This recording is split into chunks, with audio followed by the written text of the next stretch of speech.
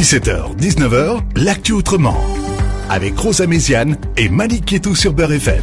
Bonjour à toutes et à tous, soyez les bienvenus dans l'actu autrement, votre nouvelle émission débat qui débriefe chaque vendredi les événements marquants qui agitent notre société et que j'ai le plaisir de co-animer avec Malik Kétou. Au sommaire de ce soir, 2 sujets. Le séparatisme avec un projet de loi en préparation au ministère de l'Intérieur et le mot de cette rentrée, ensauvagement, qu'on a entendu sur tous les médias. Mais notre société est-elle plus violente ? On en débat avec nos invités. Nos invités au micro de ce soir sont Nicolas Cadenne, rapporteur général de l'Observatoire de la laïcité, Amine El Khatmi, président du Printemps républicain, Ergun Toparslan, porte-parole de Territoire de Progrès, l'aile gauche de la République en marche, et enfin Bruno Pomar, ex-policier du RAID, fondateur de l'association RAID Aventure et maire de la petite commune de Belleflou dans l'Aude, que l'on salue.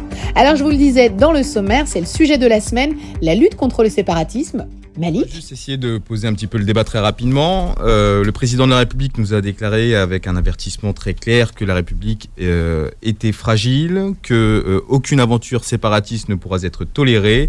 Cette allocution était la première étape d'une série d'initiatives dans le régalien concernant la sécurité, le séparatisme et l'égalité des chances. Le président a d'ailleurs un déplacement en Auvergne, étape numéro 3 du séminaire gouvernemental. La rentrée du 9 septembre organisée par Emmanuel Macron sera centrée sur ces thématiques. Le séparatisme, c'est l'action de constituer un groupe qui a pour but d'organiser en marge de la République de manière hostile à la République et souvent de façon violente, a expliqué Marlène Schiappa, invitée d'RTL le 7 décembre. Alors ma première question, peut-être, elle sera posée directement à M. Cadenne qui est sur ma droite, c'est de savoir, est-ce que finalement cette loi de séparatiste qui est proposée par le gouvernement, c'est une loi plutôt sécuritaire ou une loi, donc, en réalité, de laïcité ? Il y a des mesures qui vont concerner bien sûr la laïcité et qui vont se rapporter directement à la loi de 1905. Il y en a d'autres qui seront plutôt sur un volet purement répressif et qui sortiront du champ de la loi de 1905. C'est une loi contre les séparatismes qui va couvrir plusieurs champs et pas simplement la laïcité et pas seulement se rapporter à la loi de 1905.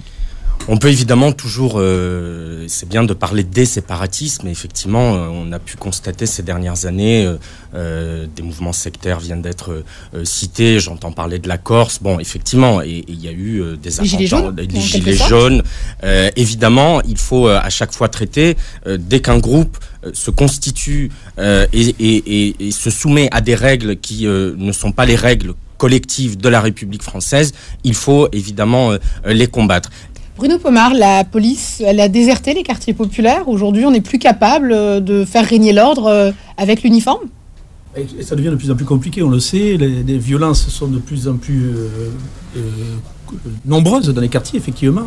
Cette espèce, on y viendra tout à l'heure lorsqu'on parle d'ensauvagement d'une partie de la société, ce qui est la vérité, évidemment. C'est pas la société entière, mais il y a quand même une partie de cette société, et on le voit à travers le niveau de violence qu'on voit tous les jours dans nos quartiers ou ailleurs. D'ailleurs, il n'y a pas que les quartiers. Ergun, vous appartenez à la majorité présidentielle. Ça fait 3 ans qu'on parle des questions de séparatisme, qu'on parle d'islam radical. Concrètement, où va Emmanuel Macron en fait avec ce sujet-là ? Qu'est-ce que vous, concrètement, vous proposez ? Alors tout d'abord, les prises de parole du président de la République à partir du moment de son élection, à chaque fois quand ça concernait la République et la laïcité, la loi de 1905, elles ont toujours été salutaires. Et elles intervenaient au bon moment, en termes de timing également. Il y en a une prise de parole la semaine dernière au Panthéon. Mais est-ce qu'elles sont écoutées par les personnes concernées, concrètement ? On a vu que ça a été entendu. Derrière, le discours, il faut qu'il soit accompagné d'une loi. L'histoire de l'islam politique et de l'islam terroriste est un peu différent. L'islam politique, il avance un peu plus masqué. C'est un peu plus mesquin, c'est via des associations, c'est en essayant d'infiltrer les conseils municipaux, essayant d'avoir des élus. On a vu en France, lors des dernières législatives, des candidats, ce qu'ils appelaient des partis égalité et justice, c'est-à-dire que c'était copier-coller de l'AKP en Turquie. Leur objectif, c'est de sortir, de se séparer de nos valeurs universelles et de la République. Donc le fait de le nommer et de s'en occuper, c'est pas rien.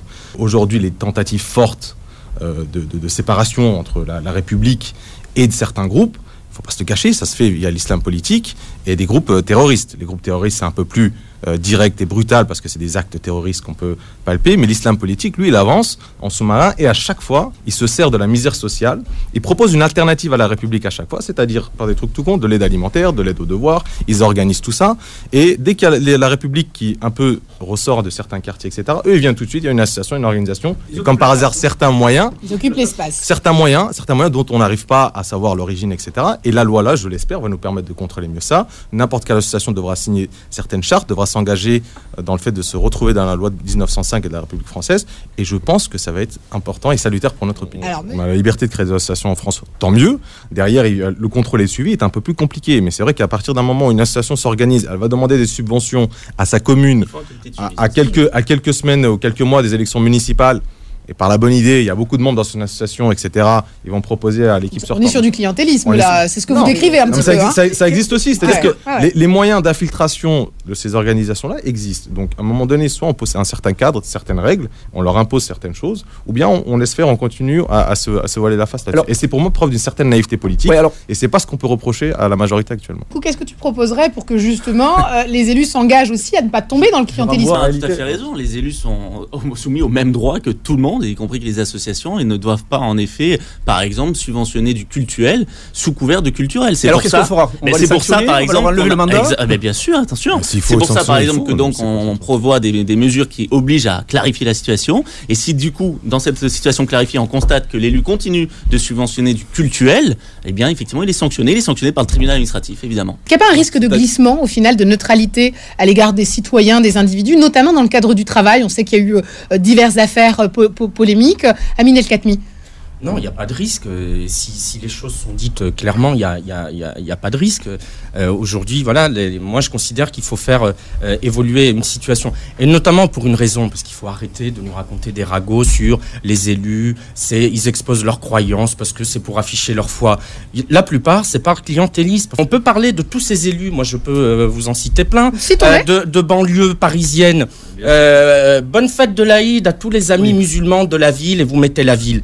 Ils ne le font jamais pour les autres religions. Jamais. Ils ne le font jamais à Noël, et ils ne le font jamais pour Kippour ou pour je sais pas quoi, pour les juifs. Pourquoi ils le font pour les musulmans? Parce qu'ils ont une communauté musulmane forte dans leur ville, et donc ils considèrent qu'ils doivent adresser un message à la communauté de leur ville. C'est, à mon avis, un peu dangereux de commencer à souhaiter les fêtes des uns et pas des autres. C'est foireux, pour dire les choses clairement.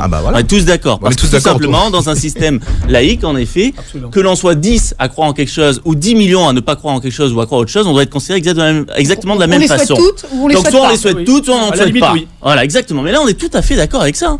À mon corps défendant, début août, moi, j'ai une messe dans mon petit village, et j'y vais.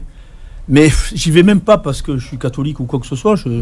Voilà, ça m'intéresse pas la religion d'ailleurs. Mais j'y vais parce que c'est une tradition. Et ça fait plaisir peut-être aux ouais, je sais, la tradition des petits villages. Alors, est-ce que Monsieur Pomar, c'est pour ça que je faisais la distinction. Par exemple, si vous avez un élu qui va à des funérailles et des enterrements d'un fonctionnaire qui est décédé, c'est quand même normal. Je veux dire, il faut faire la distinction, évidemment, entre la mission de service public et le reste. Monsieur El Khatmi, j'entends votre discours, mais je me dis, finalement, est-ce qu'on n'est pas arrivé à un point de saturation où on va absolument tout contrôler, tout maîtriser des individus, alors qu'on peut avoir de bonnes...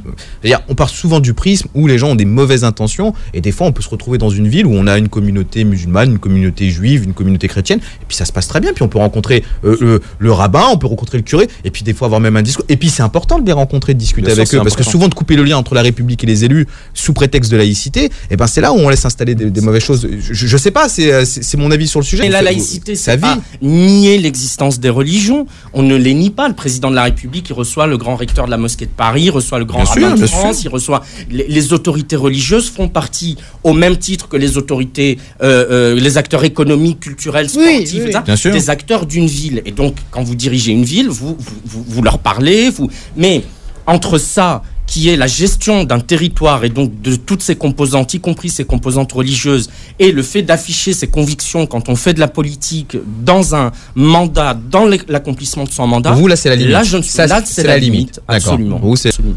Ergun, j'ai beaucoup ouvert mon esprit à partir du moment où je discutais avec tout le monde. Sauf que quand on met chacun dans un camp, dans des quartiers, etc., tout le monde séparé, ça ne marche pas. Qu'est-ce qui fait qu'à un moment donné, on se retrouve à pouvoir vivre ensemble et discuter ensemble? C'est la République. c'est la République, c'est la neutralité, l'équidistance de la République à chacune des croyances. Tout ce qui a été dit renvoie quand même à un sujet qu'on ne traite pas, alors qu'il est majeur, c'est la mixité sociale. Parce que si on ne fait pas de mixité sociale, si on ne mélange pas les populations, évidemment qu'elles s'homogénéisent et elles se replient sur leurs valeurs religieuses ou autres. Donc il faut absolument mélanger les quartiers, les ouvrir, les mélanger. Si effectivement on fait le quartier d'un tel, le quartier de telle communauté, le quartier de telle autre, ça marche pas. Mixité sociale, comment on peut pas la décréter, mais comment on arrive à la construire? Avec les bailleurs sociaux, avec les établissements scolaires, il y a déjà des choses qui ont été faites et qui ont fonctionné réellement, qui ont changé radicalement le climat au sein des quartiers et des établissements scolaires lorsqu'on a réussi à mélanger les populations. Faut pas non plus être totalement fataliste en disant on ne peut plus les mélanger. Il faut les mélanger. On n'a pas le choix. Si on ne mélange pas les populations, et il faut effectivement du concret, alors là, effectivement, ce sera du repli communautaire. 17h, 19h, l'actu autrement, avec Rosa Méziane et Malik Kétou sur Beurre FM.